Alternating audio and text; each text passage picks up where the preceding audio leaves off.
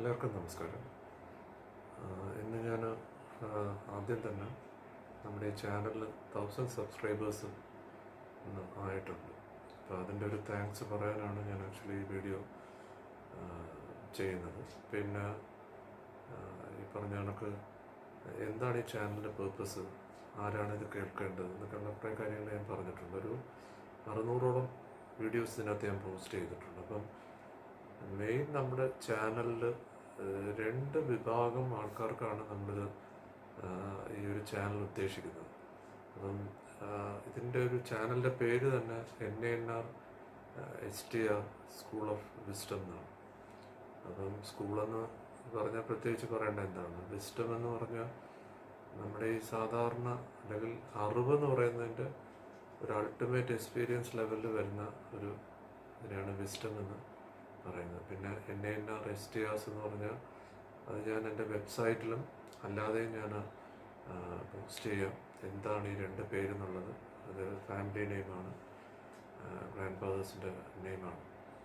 അപ്പം ഇതിൽ തുടക്കം തൊട്ട് തന്നെ അതായത് നമ്മൾ പല പുസ്തകങ്ങൾ വായിക്കുമ്പോഴും അല്ലെങ്കിൽ നമ്മൾ പിന്നെയും ഒരു സബ്ജക്റ്റിനെ കുറിച്ച് നമ്മൾ പഠിക്കാൻ ശ്രമിക്കുമ്പോൾ നമ്മുടെ അവസാനത്തെ ചോദ്യവും നിലയ്ക്കുന്നത് വരെയും നമ്മൾ ഈ വായനയിലും ഇൻ്റർവ്യൂവിലും പ്രഭാഷണങ്ങളിലൂടെയൊക്കെ നമ്മൾ കടന്നു പോകും, സ്വാഭാവികമാണ്.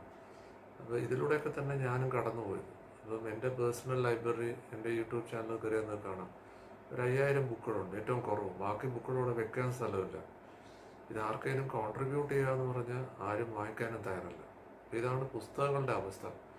അപ്പം ഈ ചാനലിൽ ഞാൻ നിരന്തരം പറയുന്നൊരു കാര്യം, നമുക്ക് കോൺഷ്യസ് സ്റ്റേറ്റിലേക്ക് എത്തണമെങ്കിൽ ഈ പുസ്തകത്തിലൂടെ ഒരിക്കലും നമുക്ക് അറിവ് കിട്ടത്തില്ല.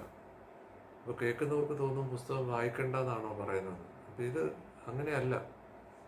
വിവേകാനന്ദൻ പറയുന്നുണ്ട് കൂടുതൽ വായിച്ചാൽ ഭ്രാന്തായി പോകുന്നു. അപ്പോൾ ഞാൻ എൻ്റെ വായന കണ്ടിട്ട് എൻ്റെ കൊളീഗ്സ് എന്നെ ക്രിട്ടിസൈസ് ചെയ്ത് പറഞ്ഞിട്ട് ഇങ്ങനെ പോയ തലയ്ക്ക് ഭ്രാന്താവും എന്ന് വെച്ചാൽ ഒരു സമയത്ത് 3 പുസ്തകം വായിക്കുക, അതങ്ങനെ ഒരു എന്തായാലും പറയുന്നത്. അപ്പം ഈ കാണുന്നവർക്കിത് മനസ്സിലാവത്തില്ല. നമ്മൾ ഈ ഒരു നോവലോ അല്ലെങ്കിൽ MD ഒരു പുസ്തകം വായിക്കുന്ന കണക്കല്ല. ആത്മീയത എന്ന് പറയുന്നത് അല്ലെങ്കിൽ ട്രൂത്ത് എന്ന് പറയുന്ന ബോധം എന്ന് പറയുന്ന, മലയാളത്തിൽ ബോധം എന്നുള്ള വാക്കാണ് പലരും യൂസ് ചെയ്ത് കണ്ടിട്ടുള്ളത്. എനിക്ക് ആ വാക്ക് അത്ര അനുയോജ്യമായിട്ട് തോന്നിയിട്ടില്ല. അറിവാണ് കുറച്ചുകൂടെ നല്ലൊരു വാക്കെന്ന് പറയുന്നത്. അപ്പം യഥാർത്ഥത്തിലുള്ള അറിവ് നമ്മുടെ സ്കൂളിൽ പഠിപ്പിക്കുന്നില്ല. അപ്പോൾ എൻ്റെ ഒരു കേസ് പറഞ്ഞാൽ, ഞാൻ സ്കൂൾ ലെവലിൽ 3ാം ക്ലാസ് വരെ ഒരു സ്കൂളിൽ പഠിച്ചു, പിന്നെ 7 വരെ ഒരു സ്കൂളിൽ പഠിച്ചു. അങ്ങനെ